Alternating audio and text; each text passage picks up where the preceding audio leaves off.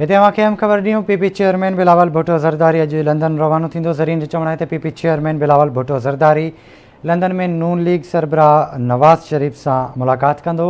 परॾेही वज़ारत जे मामले ते पीपल्स पार्टी ऐं नून लीग में को बि डेडलॉक न आहे। ज़रीन जो चवणु आहे त बिलावल भुट्टो ज़रदारी ANP BNP ऐं मोहसिन दावड़ खे वज़ारतूं मिलण बैदि हलफ़ खणणु चाहे थो।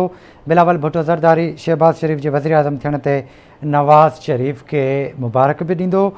बिलावल भुट्टो ज़रदारी लंदन मां वापसी ते परॾेही वज़ीर तौरु हलफ़ खणंदो। तव्हांखे ॿुधाए रहिया आहियूं पीपी चेयरमैन बिलावल भुट्टो ज़रदारी अॼु लंदन रवानो थींदो। ज़रीन जो चवणु आहे त PP chairman Bilawal Bhutto London में नून लीग सरबराह मियां नवाज़ शरीफ़ सां मुलाक़ात कंदो। परॾेही वज़ारत जे मामले ते पीपल्स पार्टी ऐं नून लीग में को बि डेडलॉक न आहे।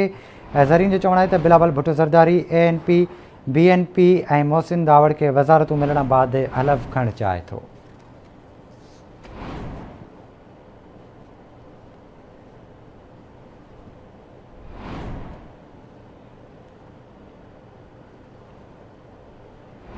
पीपी चेयरमैन बिलावल भुट्टो ज़रदारी अॼु लंदन रवानो थींदो।